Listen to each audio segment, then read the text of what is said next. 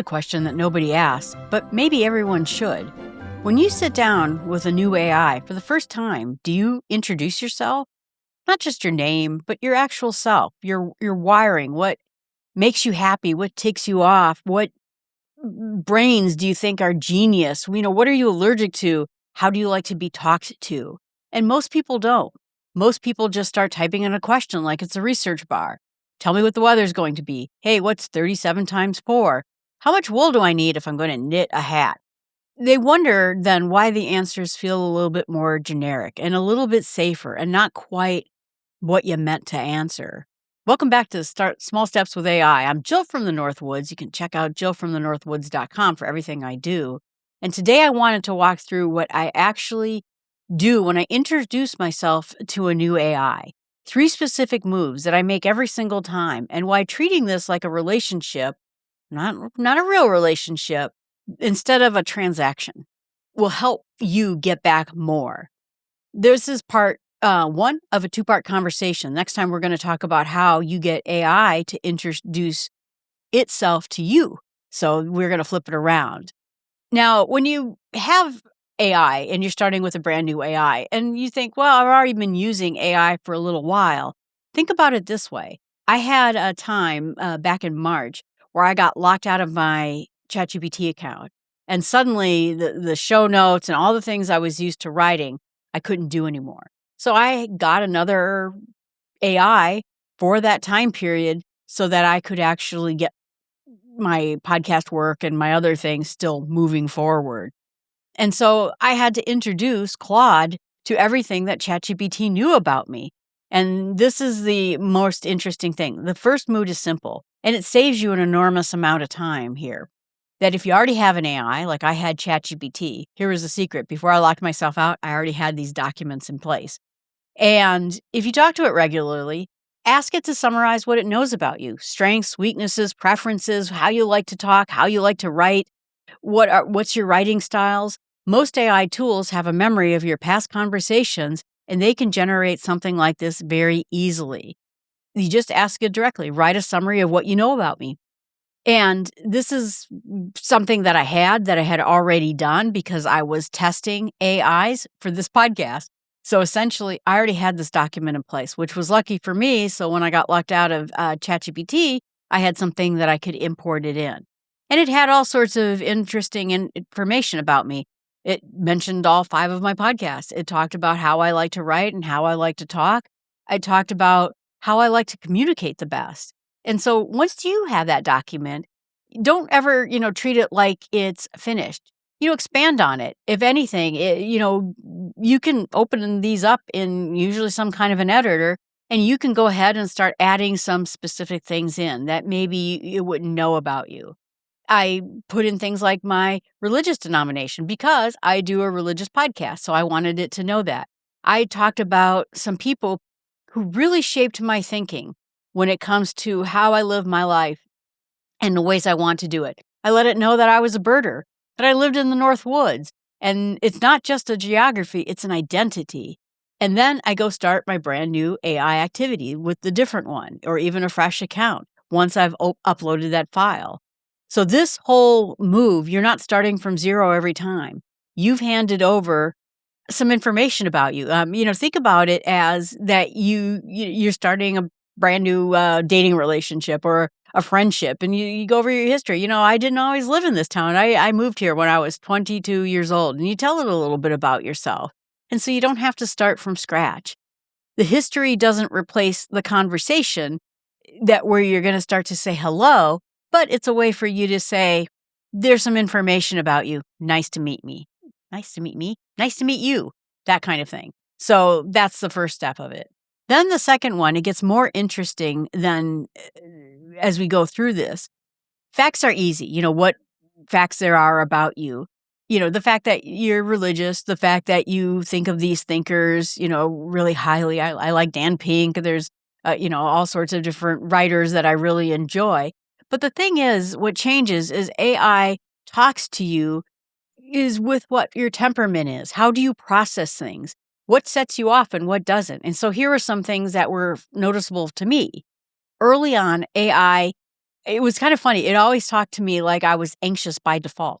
I am not an anxious person, and I don't live with anxiety. I ask it a lot of questions like, how is my retirement going to play out? What is it should I do in this particular situation? But I really wanted it to know that I don't get anxious. Don't worry about monitoring the temperature of my anxiety in my life, but maybe you do. And so you should tell it about that, because I found that AI was soft pedaling around things, or, maybe not talking about medical things because maybe it would get me worried or that kind of thing. Meanwhile, I have a friend who does not like talking about anything medical. It makes her have anxiety. She starts thinking that she's having those symptoms. So she has instructed her AI, don't tell me anything medical unless I specifically ask you a question. Or if I specifically tell you I'm in a calm, methodical place, it's okay. But for me, I don't need AI to cushion things for me. And I really want it to be honest with me instead of sometimes there's an idea that these AIs can be particularly supportive. Hey, I just had a brand new idea for a podcast. And it would say, oh, Jill, that's a great idea. But you know what my AI says to me? It says, Jill, you're awfully busy right now. You have 5 podcasts and you're writing a Substack. Are you sure you want to get involved in another one? That's good advice for me, maybe different advice for you. But here's the part that matters the most, is that all of this is about me. It's not a universal thing. Like I said, I have my friend who has anxiety issues. I don't have anxiety issues. I have a friend who, like I said, wants her AI to talk to her in a very specific way. She's also a fantastic writer, so it doesn't really make sense for it to rewrite her writing, maybe to help fix up grammar here and there, but don't rewrite my writing. Me, on the other hand, I'm a terrible writer, and so anytime AI can help me write something better, more creatively, I love it. So that's the idea. But try to ease, in your preferences to some specific instructions about what you're going through. We're different people. We're all different people. And so that's what's great about AI, is this is going to be built for you.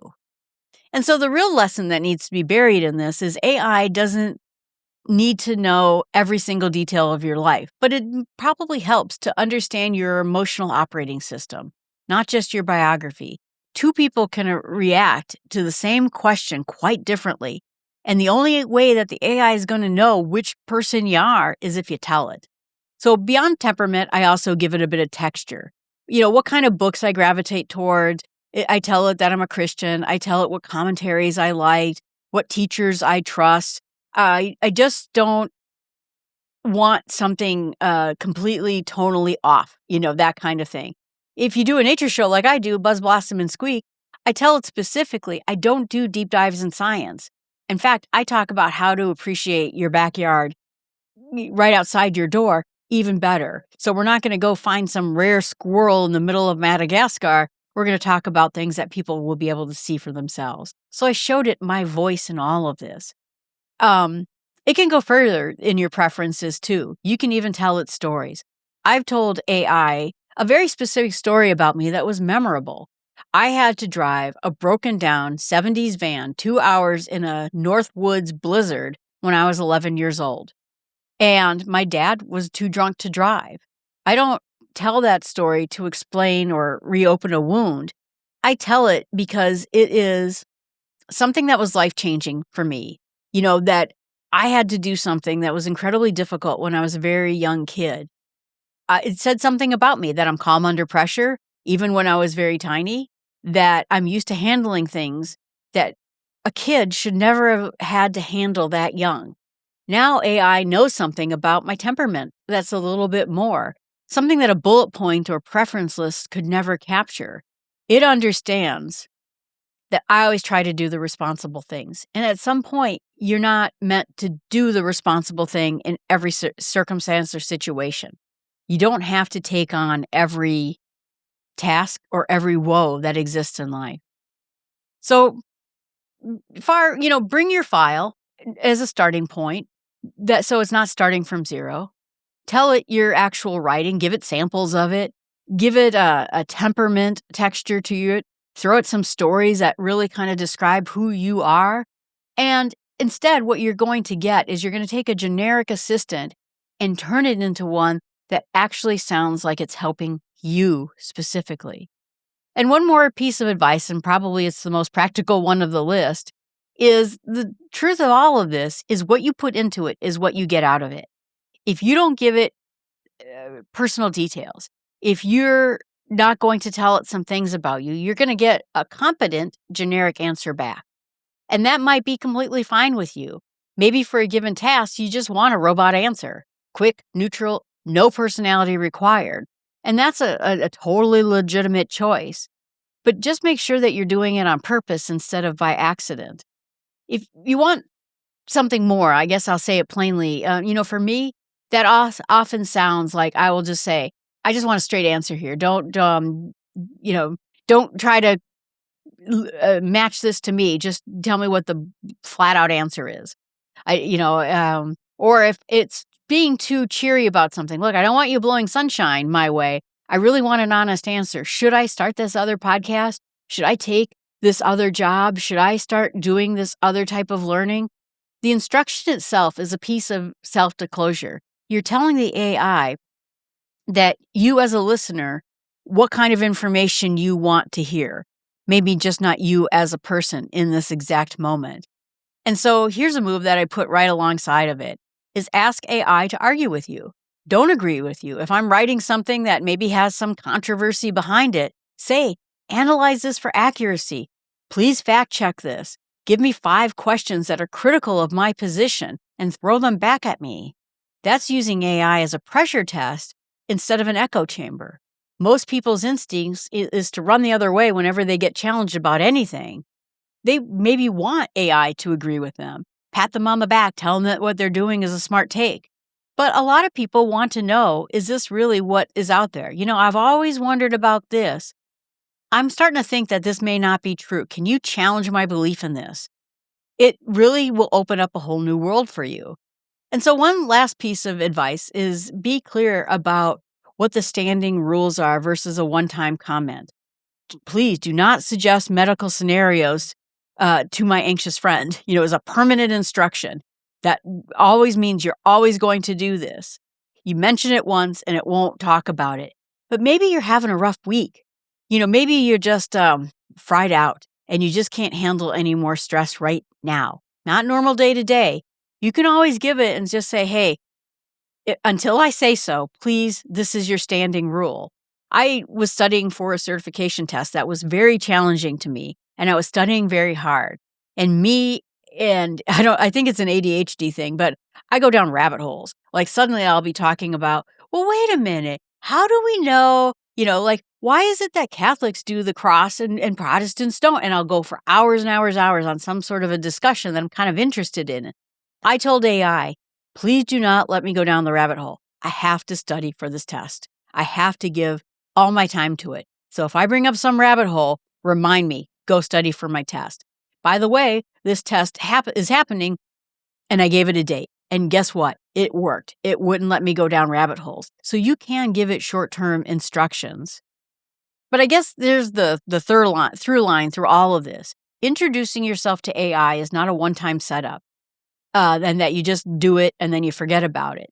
This is a different kind of search computer relationship that's going to build over time. Same way any relationship does. It will add to it. It will start correcting it when it gets something wrong. If you change your mind on how you want to do something, it will start to implement whatever changes you wish to have. And you get to tell it more and more. And as that happens, you'll be able to get to trust it more and more. So here's one small step if you're looking at doing that, is write, digitally, your one-page introduction if you don't have one built into another AI. This isn't a resume. It's a wiring diagram. Your temperament, your preferences, how you want to be talked to, how you like to write, maybe a couple stories about you. You can dictate them too. You can dictate them on your phone, or you can, get a little, microphone. I have some microphones that I use when I'm trying to dictate something. But one way or the other, get a digital copy of this, upload it the next time you sit down with a brand new AI, or maybe an AI you've been using for a while, and see what changes. See what kind of answers you start getting now that it knows you a little bit better. Like I said, next time we're going to talk about how AI can introduce itself to you. and why asking AI, how do you actually work, is one of the most underused questions out there. All right, everyone, thanks so much. Appreciate you being out there. Jill from the Northwoods, and you can find everything I do at jillfromthenorthwoods.com. Thanks so much.